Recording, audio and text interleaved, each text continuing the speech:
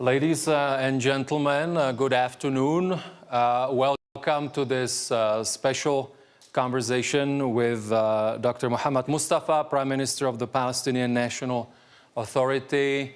It's a very special session for us because it's building on a long-standing tradition of welcoming you, Mr. Prime Minister, in Davos.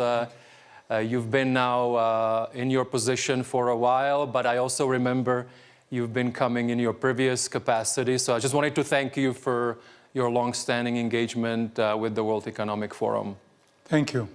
I'm Mirek Dušek. I'm Managing Director at the Forum, and I've had the pleasure in the past to also work with you as I used to work on the Middle East here at the Forum. So this brings a lot of great memories. Thank you. We would conduct this as a conversation, and so I'll go straight in, if you don't mind. We are here on a day that President Trump is going to be here as well later today. He has previously announced the Board of Peace. And so how, from your standpoint, how do you feel about the Board of Peace? What does it mean also for your government? Well, as you know, thank you, Mirek, for having me at the World Economic Forum and for this special conversation. And I'd like also to commend the Forum for keeping the Palestinian issue also part of the discussion. Obviously, it's unfortunately, actually, that our people have to be in the news all this time, given the fact that we have been trying to get our own independence and statehood and self-determination for decades now. We will continue our cause irrespective of what happened in Gaza or in the West Bank or in East Jerusalem and Board of Peace. And whatever happens, I think our goal remains national independence and dignified life for our people. And I thank you for supporting this through the Forum. The Board of Peace is part of, as you know, what was agreed in the Security Council Resolution 2803, and part of the plan that President Trump has presented to the Sharm el-Sheikh meeting, was endorsed by many countries around the world. And obviously, as a state of Palestine, we also endorsed this plan. The plan starts with a ceasefire and ends with self-determination and statehood for the Palestinians. And we want to look at this as a full package. Mm-hmm. As you know, last September, we were in New York. The General Assembly voted for endorsing the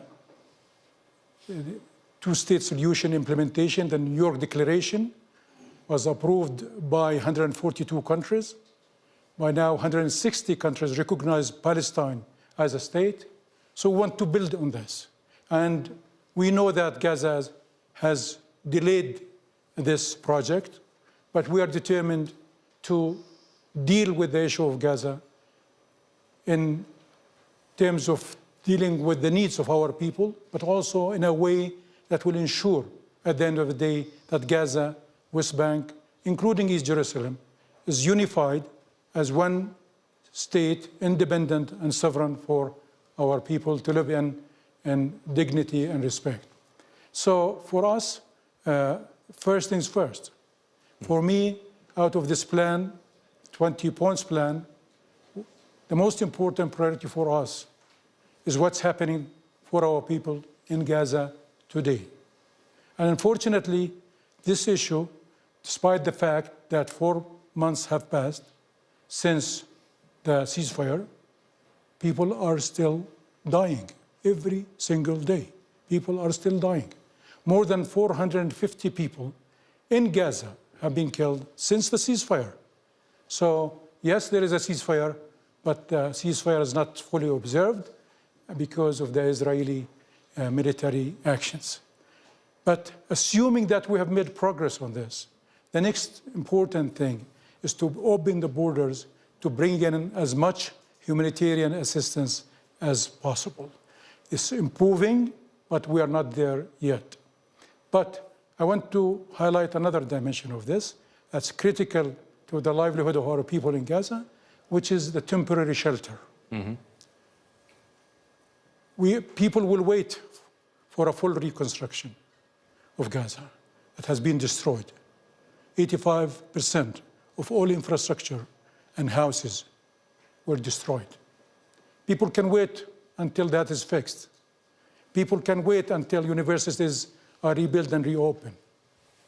But people cannot wait on a temporary shelter, simple temporary shelter, to sit as a family together and start dealing with their lives. So my first plea to everybody is let's focus on what matters first.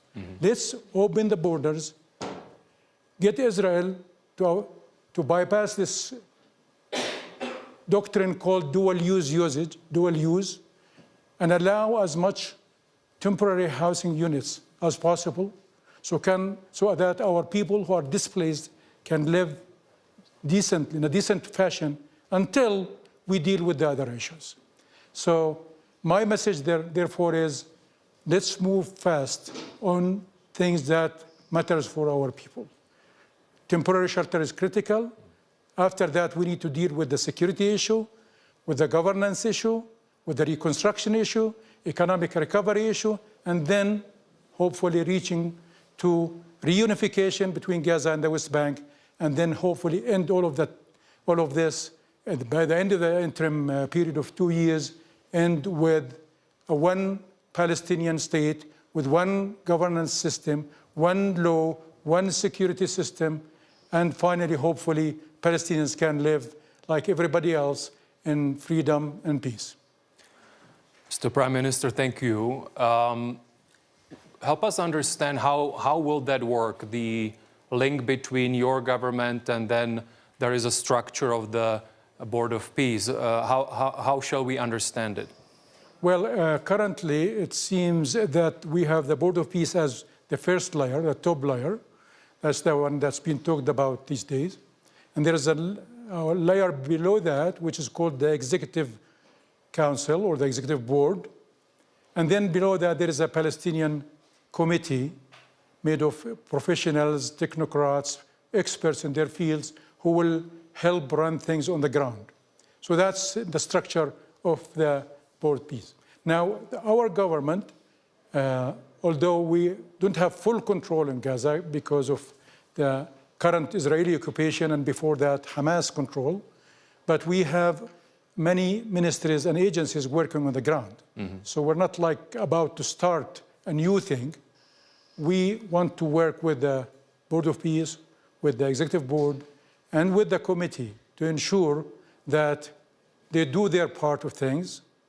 But we also want to see our government institutions to continue to operate, work with the committee, provide support and enabling environments so that they can do what they can, but also prepare, as I said, for the reconstruction effort. We have been working very hard with UN institutions, with World Bank, with the European Union to be as ready as we can for the early recovery and reconstruction. We have detailed plans ready for early recovery work and for the reconstruction work.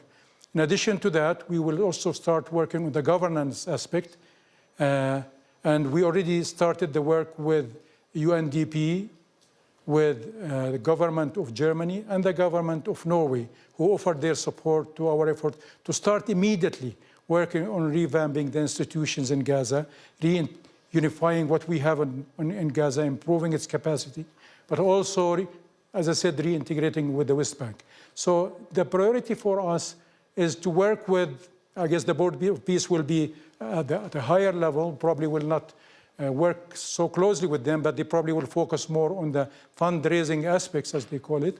But below that, the Executive Board, which has a number of distinguished people, including Nikolai Melodinov, which you and I know very well from the past. Nikolai will be like the high representative on behalf of this executive board, and he will be working hopefully closely with the government and with the committee to ensure that the basic services are restored and the reconstruction efforts start. Mm-hmm. And how important are the neighboring countries, for example, Egypt and Jordan, in helping this process, hopefully in a positive direction? Well, Jordan and Egypt are not just contributors to this. They are key stakeholders in this process. They have always been there for us as Palestinians, and they continue to do so. And I want to take this opportunity to thank the leadership of Egypt and Jordan for their support. Of course, many others in the region, including Saudi Arabia, and many other countries have been great supporters of our efforts. And I want to thank all of them, all countries in the region, for their support. But their role in the next phase is also very critical. Things are quite complicated, as we all agree. And there are so many things that has to be done right so that we can hopefully get to the success that we all are aiming for. It's not straightforward to go and rebuild Gaza. It's not going to be straightforward to secure Gaza. It's not going to be easy to get the funding necessary as long as the Israeli military is still on the door and can come back anytime, close the border anytime, and decide what happens and what doesn't happen. So there are a lot of challenges. Neighboring countries are critical to ensure that continuing support for the Palestinian people on the ground. Egypt is a neighboring country next door for Gaza. It's the only open entry point today for Palestinians with the rest of the world. So the role of Egypt is extremely important. We're working with Egypt and Jordan also on other issues, of course on the political front, but also on the security front. They have in the past trained our security forces, and they will do more in the future so we can rebuild the security system in Gaza. So we are already working with them on that. We're already working with Egypt on the reconstruction effort, and we're also working with Saudi Arabia on many other things, several other things, including the reform program, and that's also critical for us. But also, as you know, Saudi Arabia, along with France and many other partners, have been working with us on the two-state solution and its implementation via the New York Declaration that was approved by the General Assembly last September. So the role of the countries in the region is very critical in security aspects, in the governance aspects, in the reforms aspect, but also in the political aspect. No, thank you.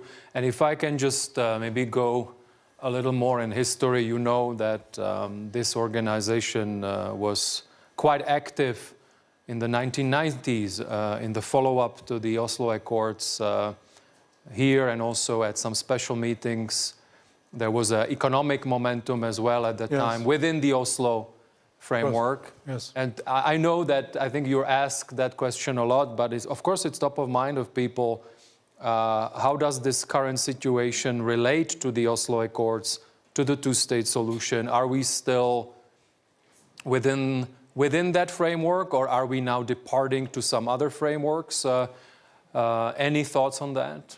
Yes, it's a very good, important point, because actually that provides the legal framework for all, should provide the legal framework for everything that we're doing now. This is an international treaty. Oslo Agreement, whether we like all of it, we like part of it. Some people say it was supposed to have expired in 5 years and a state would have been established by now, etc. Despite all of that, the fact is that Oslo Agreement is an international treaty that was signed between the PLO, Palestine Liberation Organization, and the Israeli government, signed at the White House. The US was a witness to this, and the documents were sent to the United Nations after that, became an international treaty. So what governs the relationship between us and Israel until this moment is actually this treaty, this agreement. We know that the work should have been completed by now. The permanent solution of two-state solution should have been negotiated but also implemented. That didn't happen yet, but we still believe that until such thing, until we implement the two-state solution fully, the Oslo Agreement is the legal framework that governs the relations. Now, in this Oslo Agreement, among other things, it talks about Gaza and the West Bank part of one system, one governance system. Palestinian Authority, therefore, has jurisdiction and sovereignty on not only Gaza, but not only West Bank, but also Gaza. And according to the Oslo Agreement, Israel should have withdrawn by now from all of the West Bank, most of the West Bank, and also Gaza. And they did withdraw, as you know, in 2005. They came back after 2023 war with Hamas.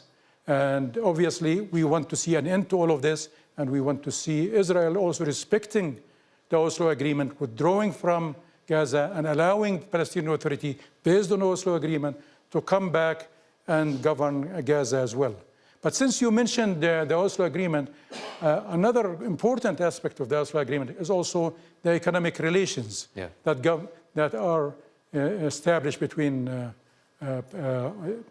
Palestinian Authority and Israel. And based on the interim arrangement, that's the Oslo Agreement, which should have ended 5 years after it was signed, there was an agreement on so many important things to do with trade, to do with the financial system, the monetary system, the taxes, how they are collected and how they are paid, etc. Unfortunately, like almost everything else, on the security, on the withdrawal from our land, the Israeli side did not respect also the economic part of the treaty. We are now paying a very heavy price, not only in Gaza, not only in terms of people being killed every day, but also in terms of actions on the ground, in the West Bank as well, where at least they cannot claim that that there's anybody who's trying to overtake anybody. We denounced violence, where we said that clearly that we want to achieve our goal through peaceful means.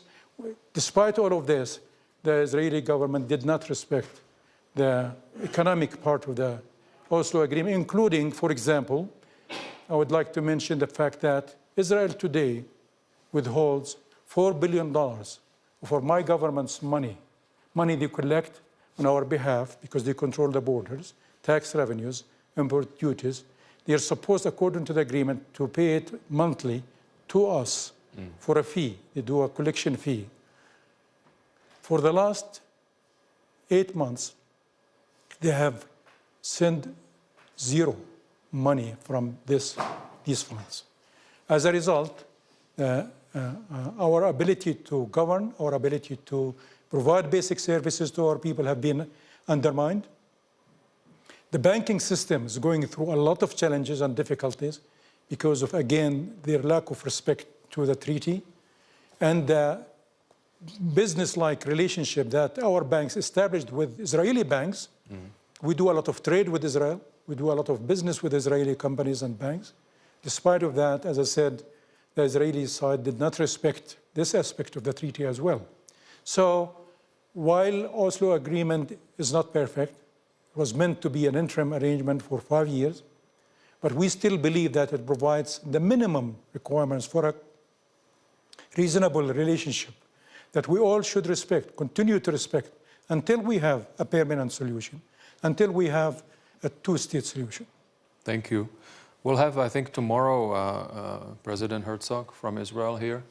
You mentioned, we talked about the Oslo Accords, and I know from my experience, of course, some of the issues you mentioned, but help us understand, is there any dialogue whatsoever, for example, between Palestinian officials and Israeli officials? So what does it, if so, what does it actually look like? There have been very limited dialogue, especially after October 7. The Israeli decided to stop all kind of relationship and took several actions, including issues to do with the financial aspects that I mentioned earlier. They have also, among other things, sent back about 200,000 workers who used to work in Israeli companies in the past and provide very important income for their families in the West Bank.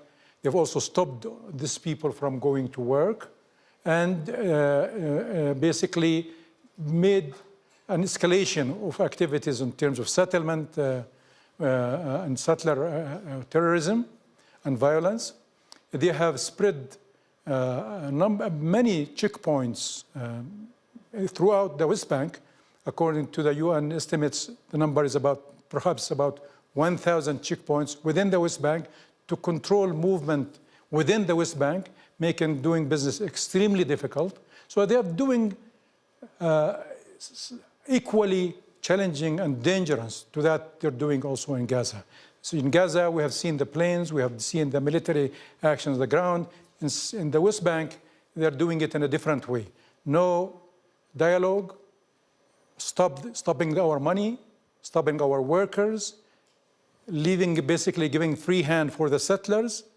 They invaded our refugee camps in the West Bank, especially in Jenin and Tul Karim, displaced our people from their homes, destroyed many homes. According to the United Nations, more than 40,000 people in these 3 refugee camps in Gaza, in Jenin, in the West Bank, have been displaced now for almost a year without being back to their homes. Their kids without schools. We have to find temporary shelter for them in the West Bank. But the West Bank also has been going through a lot of difficulties. So the world has probably seen a lot of images coming out of Gaza, but much less scenes from the West Bank. But believe me, American, you know the place very well. It's very sad to see the West Bank got to the point where people are barely making it. So I again hope that the international effort on Gaza is very important and badly needed, but we also need equal attention to what's happening in the West Bank. Thank you. You mentioned earlier some of the reforms that you're making. And then if through previous dialogues that are public, for example, with some of the Israeli officials, they would say that they would point to the need for reforms or others. Help us understand what your priorities are on the reform agenda, and particularly on the economic front. But of course, there is also the security dimension. So we've heard that, of course, efforts should be made, some would say, on the security dimension in terms of reform. Sure. Look, I mean, in terms of reform, we believe that proper institutions, well-functioning institutions, transparent institutions is the best thing you can have for any country. And in our case, it's even more important because the kind of challenges we have, we cannot deal with it. We cannot continue to sustain our efforts without proper institutions. So we take the issue of reforms at heart. We believe it's the right thing to do. We need to continue to work on it. And from day one, when I assumed office, we formed a special ministerial committee to develop a detailed program for reforms. When we consulted with our partners in the EU, actually also with the previous US administration, when we started this at the time of the Biden administration, but we also with the World Bank and of course with the EU. So we have developed since then a very detailed reform program. We developed a detailed matrix under 4 major pillars to do with financial management and sustainability as a first pillar. Second, institutions reform, consolidation, transparency, anti-corruption, etc. And third, law and order, justice system, etc. And fourth, basic services and the need to modernize the provision of services to the people, make it more transparent, make it easier, less costly, etc. So a very comprehensive program. Under these 4 pillars, we have identified a matrix of 60 different items. And we have put a timetable for this, and we are producing annual reports on the progress we made. 2 weeks ago, we have produced the report covering the the second half of 25. And we shared this with our partners, especially with the EU and the World Bank. And I'm pleased to tell you that more than half of the reform items, more than half, have been completed 100%. And we are actually ahead of schedule in terms of implementing this reform agenda. I'm pleased to tell you that all international partners recognize the progress we're making on the reforms. And we hope that this reform will be empowered and supported. Because let's face it, you cannot do reform under these conditions normally. We're really doing extra effort to show people that we're serious about this. And we also want to take away any excuses from anyone who wants to say, you will not get your national independence until you reform this or that. So we want to take away all these excuses, but we also want to strengthen our institutions. So I want to tell you that reforms are important. Reforms are good for us. We're committed to continue to implement our reform agenda, but we also expect Israel to do its part. Because without proper enabling, let's put it this way, these efforts will go nowhere. It's hard to reform when your employees do not get paid because the Israeli withholding the money. You cannot reform when people cannot move to go to their work because there's 1,000 checkpoints spread around the West Bank. You cannot do reform when basically all the banking system is being subjected to a very systemic effort to make it collapse. This is a banking system that we built it the hard way under the supervision of international organizations. The Palestinian monetary authorities have very good institutions regulating the banking system. The IMF visit and check on what we have. We have an anti-money laundering law that we're very proud of. We work very closely with the US Treasury. We work very closely with the UK Treasury. We are open to anyone who wants to look at our systems and make sure that we are implementing the international best practice when it comes to transparency and anti-corruption and the banking system. So we will continue with reforms, but we also want the international community to help us with Israel doing their part. Thank you. And I would like to, I know we are almost out of time, but just to finish with the economy, because you are not only the Prime Minister, but also someone who's really been a thought leader, and you've been playing such a pivotal role in the Palestinian economy over the years. Is this the biggest crisis, economic crisis? If I take, for example, the West Bank economy only, is it the biggest economic crisis we've seen in a while? It is, by far. During the last 2 years, since the war in Gaza, the economy, according to the World Bank statistics, the economy have contracted by 30%. So GDP has contracted by 30%. It's never before. Second, unemployment was about 15% in the West Bank before the war. In the West Bank, it is about 34% today. Gaza, 85% unemployment. So the average Palestinian unemployment rate now is 51%. Obviously, the budget deficit has increased because of the fact that Israel is withholding our money. Our private sector, which I would like to salute and convey every possible appreciation and gratitude for their resilience and their hard work and commitment to their country, have also been a strong partner in all of this, but also continue to play a role, but they also have been affected by all of this. So every aspect of our lives have been affected by this. But I want to assure you, Merrick, and everybody else, that our people is resilient, and our people will get out of this strong. It's painful to go through all of this. It's been extremely difficult.